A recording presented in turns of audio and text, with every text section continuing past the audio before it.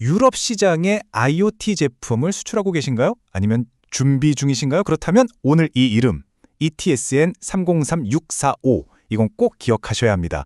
이름은 좀 어렵죠? 근데 이게 바로 유럽의 아주 까다로운 보안 장벽을 넘어설 수 있는 뭐랄까 일종의 마스터키 같은 거거든요. 이 표준이 어떻게 여러분의 제품이 유럽으로 가는 길을 열어주는 든든한 기술 가이드가 되는지 지금부터 아주 쉽고 명쾌하게 풀어드리겠습니다. 아마 많은 기업의 담당자분들이 바로 이 지점에서 머리를 싸매고 계실 겁니다. 유럽의 무선기기 지침, 우리가 줄여서 RD라고 부르는 이 법에서 보안을 의무화하고 있거든요. 근데 문제는 그래서 뭘, 구체적으로 어떻게 해야 하는데 여기에 대한 답을 찾기가 너무 어렵다는 거죠. 법은 있는데 실무 지침은 없는 정말 답답한 상황인 겁니다. 오늘 이 시간 바로 그 해답을 명확하게 찾아가 보려고 합니다. 먼저 법과 기술 가이드가 어떤 관계인지부터 짚어보고요. 그리고 ETSI EN303645라는 표준이 도대체 뭔지, 또 가장 중요한 핵심 요구사항 13가지는 무엇인지 아주 속 시원하게 펼쳐보고 합니다. 그리고 마지막엔 이걸 실제 업무에 어떻게 녹여낼 수 있을지 그 방법까지 확실하게 챙겨가실 수 있을 거예요. 자, 그럼 첫 번째 파트입니다. 법과 현실 사이의 그 아득한 간극에 대한 이야기인데요. 유럽의 RED 법규는 아주 간단하게 말합니다. 설계 단계부터 보안을 철저히 하세요. 라고요. 근데 정작 어떻게? 라는 이 중요한 질문에는 아무런 답을 주지 않아요. 바로 이 텅 빈 공간을 채워주는 해결사. 그게 바로 오늘 우리가 이야기할 ETSI EN303645 표준입니다. 이 관계 아주 간단하게 정리해 볼까요? 화면 왼쪽에 RED가 무엇을 해야 하는가에 대한 법적인 질문을 던지는 역할이라면요. 오른쪽에 ETSI EN303645는 그걸 이렇게 하시면 됩니다 하고 가장 명쾌하고 실용적인 기술적 해답을 제시하는 거죠. 질문과 답변, 바로 이 관계라고 보시면 됩니다. 그렇다면 이 표준, 도대체 정체가 뭘까요? 사실 그 이름 앞에는 아주 중요한 수식어가 하나 붙습니다. 바로 세계 최초의 소비자 IoT 보안 표준이라는 점이죠. 이게 무슨 뜻이겠어요? 다른 모든 IoT 보안 논의의 시작점이자 기준점이 된다는 의미입니다. 정식 명칭을 보면 그 목적이 훨씬 더 명확해져요. 소비자 사물 인터넷 사이버 보안 기본 요구사항. 말 그대로 우리 주변에 있는 그 수많은 IoT 기기들이 최소한 이 정도 보안은 지켜야 한다라고 하는 필수적인 기준선, 즉 베이스라인을 딱 그어주는 역할을 하는 겁니다. 이 표준의 핵심을 딱 3가지로 요약해 볼게요. 첫째, 방금 말씀드린 세계 최초라는 상징적인 정체성. 둘째, 스마트 스피커부터 산업용 IoT 게이트웨이까지 아우르는 아주 넓은 적용 범위. 그리고 마지막으로 바로 이 표준의 뼈대를 이루는 구체적인 기본 보안 요구사항들. 이게 바로 핵심 중의 핵심입니다. 그럼 이게 어디까지 적용될까요? 생각하시는 것보다 범위가 훨씬 넓습니다. 우리 집 스마트 도어록이나 TV는 뭐 기본이고요.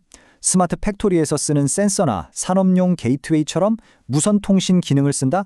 그럼 모두 이 표준을 최소 보안 기준으로 삼아야 합니다. 사실상 경계가 거의 없다고 봐도 무방할 정도죠. 자, 드디어 오늘의 하이라이트입니다. 이 표준이 요구하는 13가지 필수 보안 항목. 이건 마치 우리가 건강을 위해서 손을 씻고 양치를 하는 위생수칙 같은 거예요. IoT 제품 보안을 위한 가장 기본적이면서도 반드시 지켜야 할 약속이라고 할 수 있습니다. 이전까지는 좀 추상적이었던 RED의 보안 의무가요. 바로 이 13가지의 구체적인 기술 조치들로 현실이 되는 겁니다. 그럼 지금부터 하나씩 제대로 뜯어보겠습니다. 자, 먼저 첫 7가지입니다. 첫째, 애드민. 1, 2, 3, 4 같은 쉬운 초기 비밀번호 절대 안 됩니다. 제품마다 다 다른 고유한 비밀번호를 써야 하고요. 둘째, 누군가 우리 제품의 보안 약점을 발견했을 때 제보할 수 있는 창구가 반드시 있어야 합니다. 셋째, 보안 업데이트, 즉 패치를 꾸준히 제공해야 하고요. 넷째, 비밀번호 같은 민감한 정보는 반드시 암호화해서 보관해야 합니다. 다섯째, 데이터를 주고받는 통신 과정도 암호화는 기본 중의 기본이고요. 여섯째, 쓰지 않는 기능이나 포트는 꺼둬서 해커가 들어올 문 자체를 줄여야 합니다. 그리고 7번째, 소프트웨어가 중간에 누군가에 의해 변조되지 않았는지 그 무결성을 항상 검증해야 합니다. 이어서 나머지 6가지를 보죠. 특히 여기서 8번째와 11번째 항목은 유럽의 그 무섭다는 개인정보보호법 GDPR하고 직접적으로 연결됩니다.